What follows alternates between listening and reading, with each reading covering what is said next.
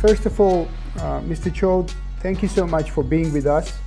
And this is quite pretty and terrible to talk about the circumstances that we are facing in accordance with the war in Ukraine. And this is the main idea why we have gathered right now and why we're going to talk, what we're going to talk about. But in really very specific area of the outcomes of this war, I mean the energy security and then energy policies and etc. Let's start our conversation from very general picture. What is so far the outcome of this war in terms of the energy security and energy reality, energy markets and etc. What is happening right now in your point of view? Well, first of all, I would say that this war, which is completely unprovoked and unjustified on the part of Russia, is a really big shock to the international energy market. And I think it is very early to know what the full ramifications are. But I will tell you that this is a tremendously big and damaging development. The only comparison that I can come up with is really the twin oil shocks of the 1970s, both because of the Arab oil embargo in 1973 and the Iranian Revolution in 78, 79. During that period of time when I was very young and was very early in my career in the international oil industry, those shocks to the system, really the world did not recover from that until the mid-1980s. So a good 5-10 years later, did the energy markets finally stabilize. So I would say that this is a very similar kind of shock, that we will see ramifications of what happened over a long period of time, and the current uncertainties, crude oil prices spiking up to $140, and now below $100, the spike and then the drop, tell us the level of uncertainty that international oil markets feel right now. You told about these 70s and etc. But interdependence today is much more bigger than it was back in the 70s. That's true. And I agree. And this may be a larger shock than 1970s. Yeah, that's what I would like to ask you. Just comparison, for example, Russia up until now was exporting maybe 8 million barrels per day combined crude oil, condensate, and petroleum products into the world market. And of course, the Soviet Union was never integrated with the world market, but Russia today, in oil and gas terms, is integrated with the international market. And at the time of the Iranian Revolution, Iran was maybe exporting 4 to 5 million barrels per day. So this is a much bigger shock, potentially, than the 1970s. You're correct. So the only country right now who had banned the export and actually the import of the oil and gas from Russia was the United States. So the others, I mean, from the Western countries, they are so much dependent on the Russian oil and gas that they can't afford these kind of efforts for themselves. But dependence of the U.S. market on Russian oil is quite low. And also, since 2019, if I'm right, they have not bought even 1 cubic meter of the Russian gas at all from the from Russia.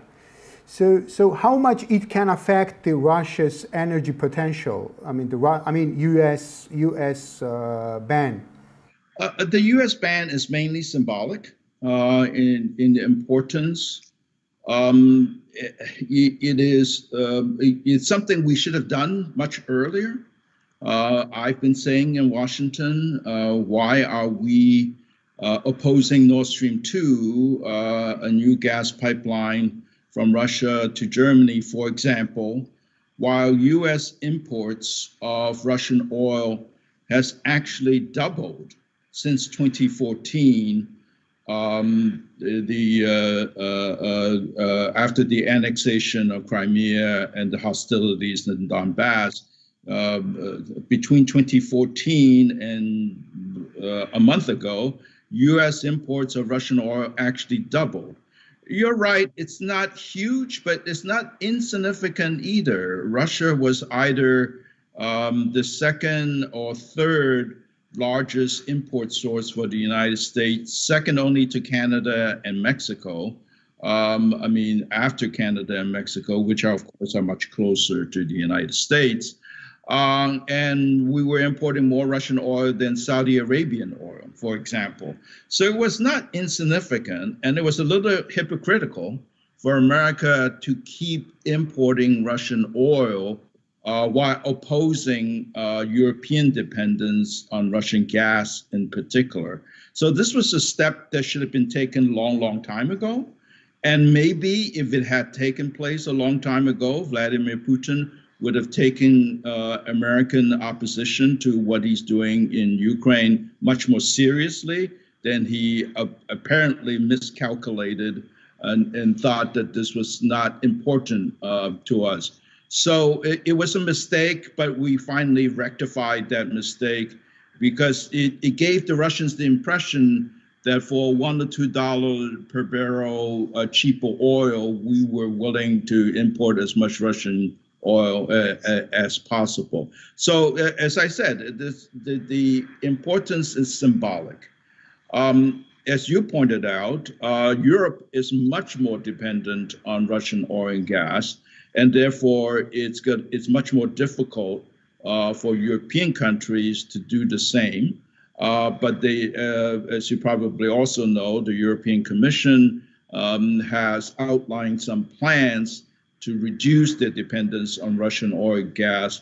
But these things take years to materialize. So it's not going to be possible to do it instantly. And there are some talks and some information that there are kind of appeals towards the Gulf state and Venezuela to increase its production of the oil, to somehow to balance the Russia's supplies and so on. How much is it possible to increase right now the production of oil, and what is the kind of upper point for the increased production of oil? I find some of these diplomatic efforts a little silly on the part of the American government. I mean, if Venezuela could be producing more oil, it would already be producing more oil since the price of oil is so high. It's not like they have a lot of reserve potential that they can increase production. What matters is really what happens in the Persian Gulf, in three countries in particular, Saudi Arabia and the United Arab Emirates that actually have additional capacity to produce more if they wish to do so. And so far they have chosen not to.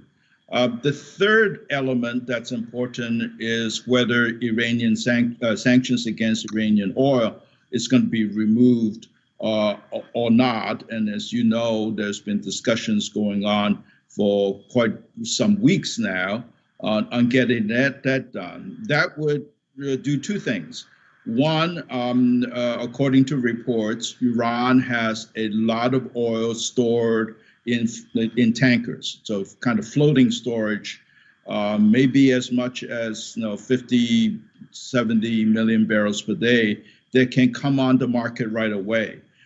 The other, of course, is increasing Iranian oil exports once sanctions are removed and more buyers would be buying Iranian oil. So that's really all that matters is the action.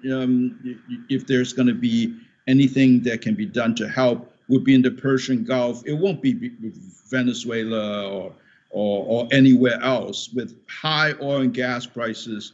Anyone who can max out production today, who can delay maintenance until later, are already doing it. So as I said, I find some of these efforts by American diplomats a little foolhardy. So it's either because they don't understand, which sometimes, unfortunately, is a possibility, or because these things are important mainly for symbolic political reasons to show the American public that the administration is doing as much as it can to substitute for Russian oil. On the other hand, there is Russia, who the idea of bans is somehow to damage the Russia's economy or Russia's possibilities. Today, I have seen the information about that India is very interested of Russia's oil, and there are some kind of ties on this idea. So, on the other hand, China is the first country, I mean, with an amount of Russia's imported oil and so on. How much this kind of actions, efforts from the Western sides can really affect Russia's potential? There will be an adjustment period. So I think in the short run, you can see Russian oil exports, particularly into the Atlantic basin, will be more restricted because of the uncertainty the financial sanctions have imposed. The oil coming out of the Black Sea would be affected by insurance rates with the Russian Black Sea fleet blockading Ukrainian ports. There will be tanker owners who are reluctant to send their tankers into the Black Sea. So I think even in the short term, there will be a reduction in Russian oil and gas exports. In the long run, oil is fungible, much more than gas, and it will eventually flow to markets that are willing to accept that oil, but that Russian oil may be discounted. Russian oil is already supposedly discounted by $20, $30 per barrel compared to its traditional market value because of these uncertainties. So it will, even the Western financial sanctions will hurt the Russian oil and gas sector. I think the technology sanctions will affect the Russian oil and gas sector, but in the long run, in 3-5 years, not the immediate capacity. I think the other point is that these are not UN sanctioned sanctions. So countries like India or China are perfectly free to arrange for imports of more Russian oil if they choose to do so. There will be innovative ways. I read the same report you did about India. Maybe Russia will accept rupees instead of dollars for Indian purchases of Russian oil. A lot of the strength of the Western financial sanctions has to do with the dollar being used as the exchange for international commerce. So there will be people finding ingenious way of working around using the dollar and having to work with money center banks in New York in order to make their transactions. These things will happen until and unless we have United Nations approved sanctions, such as we did on Iraq and Iran. But that's not going to happen because of Russia's seat in the Security Council. So recently, there was a kind of statements and information from the European side, European Union side, that they have to decrease the dependence on Russian energy resources, oil and gas and coal and so on. So this was the kind of statement that until the end of this year, it should be decreased with about 60%, and for the long run, until the 2030, it should be eliminated at all. I mean, the dependence on Russian energy resources. How much is it possible, and what is the substitution for these energy resources for European Union right now, in this time of period? You mean for Europe? Is that yes, what you mean? yes. I would say, politely, that those targets are very ambitious. It's very hard to achieve those targets without doing some other things that Europe may or may not want to do, such as increasing coal-fired power plant generation of electricity, such as importing very expensive liquefied natural gas, or LNG, from the world market to Europe. It will increase energy costs tremendously. You have to make choices, economic choices of whether certain industrial plants have to close because of the lack of access to Russian gas, or whether people will suffer with their homes being colder than it otherwise would be by next winter. So these are difficult choices. I mean, what has happened is the Russia's war against Ukraine has reminded people that energy is not only about economics and not only about the environment and climate change, but it's also about security. So I think there will be a hefty energy security premium to pay if Europe actually proceeds with their aspirations. And as you probably know, the governments have not approved yet the European Commission proposals. They're going to revisit this question at the end of May, and we'll see what the European governments together decide to do. But cutting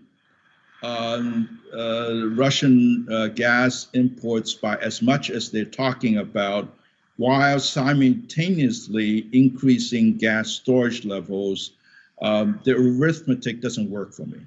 So, Mr. Chow, what do you think from the perspective, and even looking back in the history of 10 years or 15 years before, and right now, where we are right now, what could be the more correct policy towards Russia to isolate them, to put them in the sanctions circumstances, or to integrate them more in the Western economies, to make them also very dependent on themselves? Because what we are observing since the 2014, after the annexation of Crimea, Russia started to diversify its oil markets, its oil exports, its financial institutions, and etc. It became somehow independent from the Western side, and it could become more and more independent from this from this kind of depending on the Western money. What is more important right now and more correct right now? George, this is a really, really good question, right? And a question that no easy, ready answers, particularly after the kind of seismic shock that we just experienced. I would like to think that our problem is not with the Russian nation, but with Vladimir Putin and the type of regime that he has created in the last 20 plus years. So the targeting of our sanctions, our concerns, really in the long run should not affect permanently our relationship with the Russian people so much as to hurt the Russian leaders and the people who support the kind of leadership that Russia has had in the last 2 decades now. So I think this is a very, very good question. It's one that I, as an energy expert, doesn't really have a ready answer for. What I do know is that Russia has a very, very large footprint in the international energy market. It is by far the largest exporter of oil and gas combined. And figuring out what to do so that you're not so dependent on Russian imports from Russia, it's an important question that all governments must be calibrating or recalibrating right now, since their original assumptions may not be correct. I would submit to you that that would happen even with China or with India. Yes, there may be short-term advantages because Russian oil and gas would have to be discounted, but how dependent do you want to be on such a unpredictable country under the current leadership? It's a question they must be asking also. So I don't have a good answer for you, I'm afraid, but I think these are all factors that we need to examine carefully. A lot of the assumptions we have made in the past has turned out to be faulty. So we really have to re-examine them and assess what the right policy ought to be. Mr. Chow, I would like to ask you about the alternative energy sources as well. I mean, how much this issue, these circumstances, the crisis in Ukraine and actually the dependence on the Russian gas and oil and etc. can, how to say that, make it faster to work on the alternative energy resources and etc. Or maybe, or it is also very kind of expected that the European countries would come back to the traditional energy resources, but to increase their own sources of the energies or something like that, which they stopped to produce for today. That's an interesting distinction you just made about what Europeans are willing or not willing to do. In America, as you know, we have abundant resources in coal, shale oil, shale gas, and the fact that prices are so high for the average American consumer will have a political impact. So in the very short run, we may actually see traditional field development increase in the United States in order to dampen the negative effects on the American consumer. And you may see more coal use, for example. And as I already pointed out, this may happen in Europe as well. But Europe has been pretty complacent at relying on imported energy, whether it is coal, oil, or gas, and been very reluctant, with the possible exception of Great Britain, to develop their own resources. I guess I should say Great Britain and Norway. No, we, for example, know there are shale gas opportunities in Germany and France, but they, up until now, they have been reluctant for environmental reasons to develop them. But what that means is that they import more oil and gas as a result. So whether that's going to stay or not, I don't know. You should ask a European that question. But I think in the long run, as I said earlier, the energy security question pops up specifically for oil and gas. So diversification of your energy supply to non-oil and gas, I think in the medium to longer term, what the shock that we just experienced may give this a bigger push, more investment in new technology, and an application of that technology so that we are less dependent. The world is still 80-some% dependent on fossil fuels. Yeah. regardless of everything we've done up until recently, the renewable energy and other development have been, quite impressive, but it just meant that people will continue to consume a lot of energy, or even more energy. So, the sort of thing, technology to improve energy efficiency, so we use less energy to produce the same unit of gross domestic product, as well as alternative, cleaner energy. I think that will receive a bigger push because of this shock. It's a little bit what happened in the 1970s oil shock as well. The Middle Eastern oil and gas was cheap, so people were happy to import Middle Eastern oil rather than develop their own resources.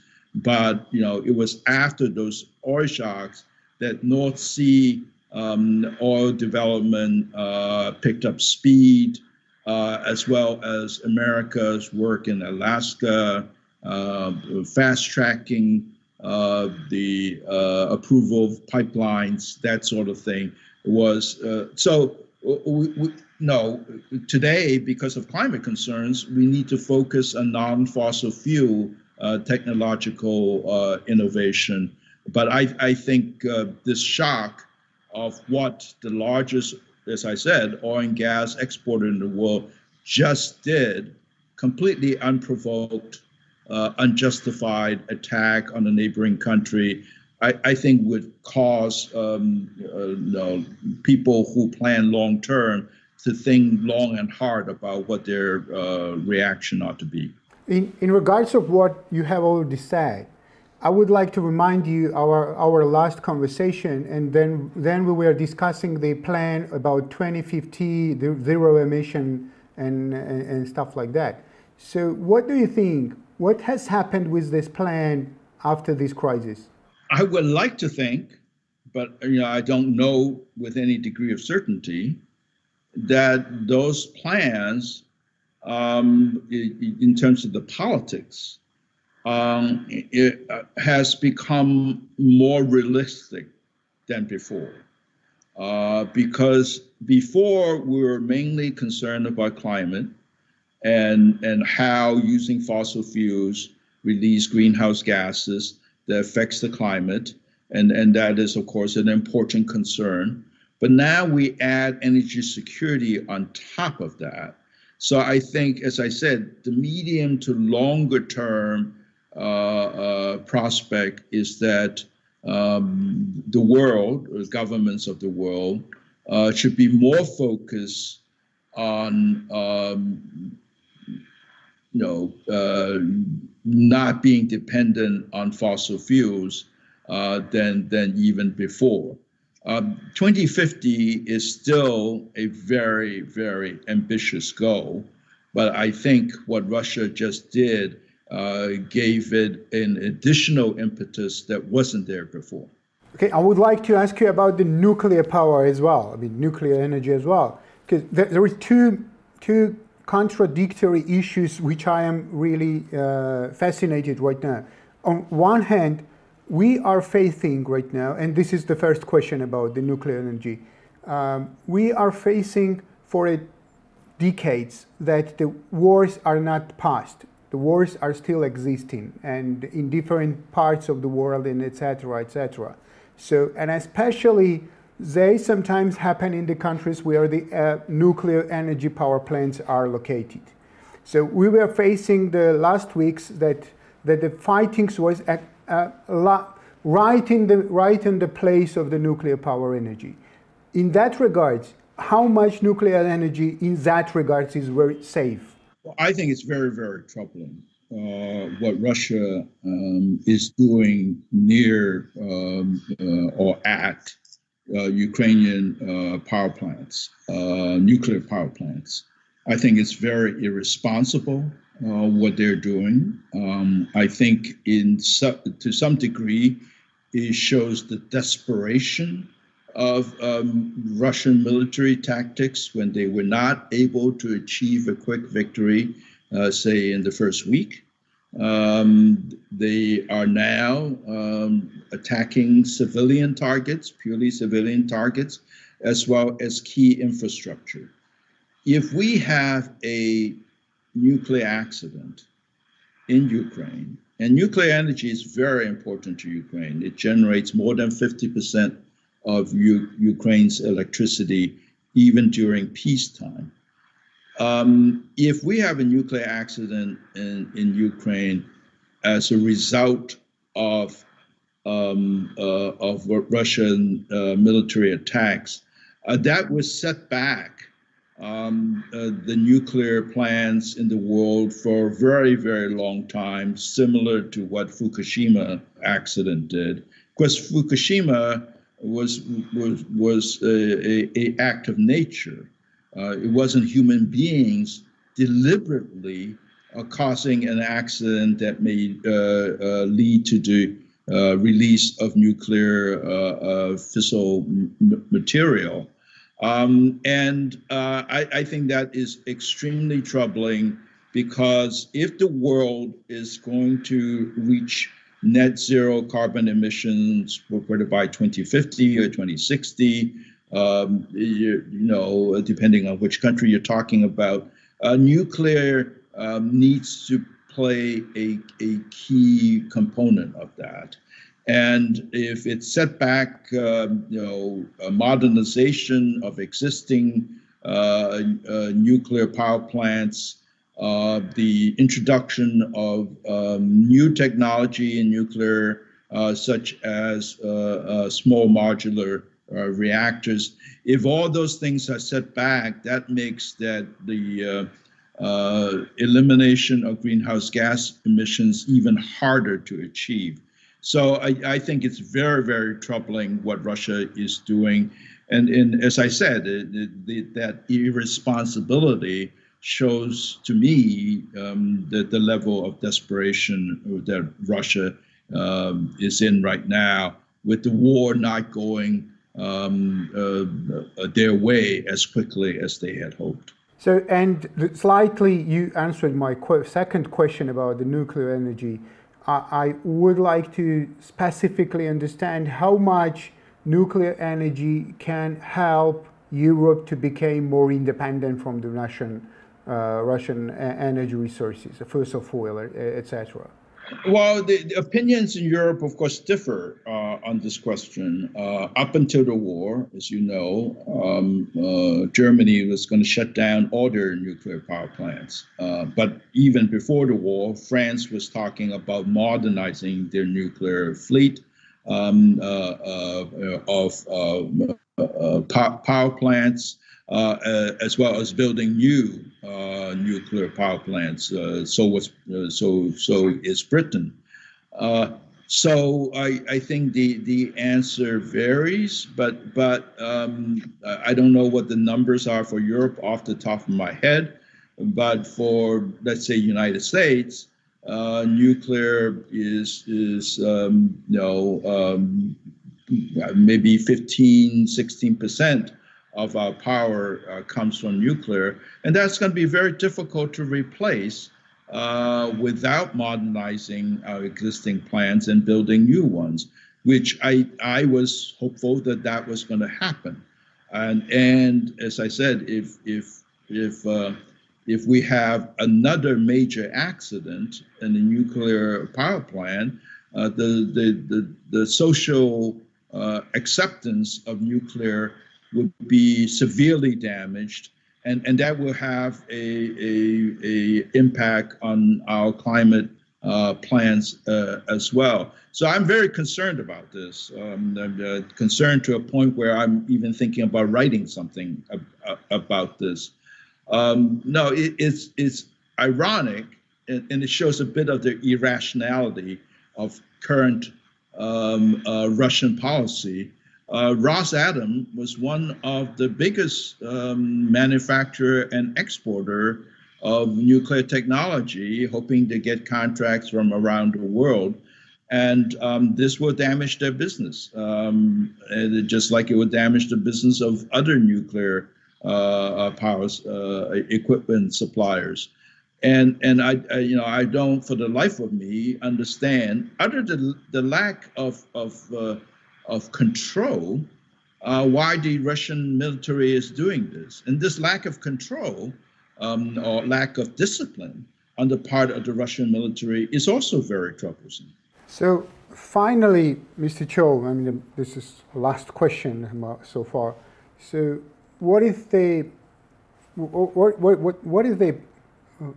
how to say it, your scenario, what could happen with the shocks on the energy markets, and how can we find a way out from that? Well, you tell me how the war ends, and maybe I would have a better idea. Right now, I have no clue how the war is going to end, when it's going to end. As I said, I think the ramifications are going to be with us for years, if not decades.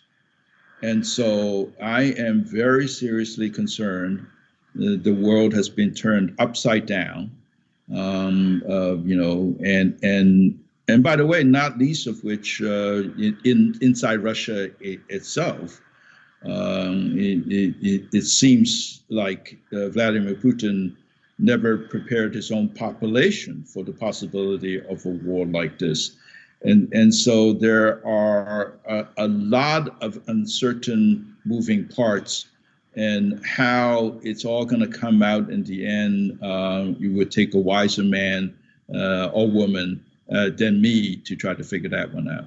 Mr. Chow, thank you so much for being with us and for your time, and wish you good luck. We wish you good luck and wish all of us the peace. The world luck, and most of all, the people of Ukraine. Yeah, thank you so much.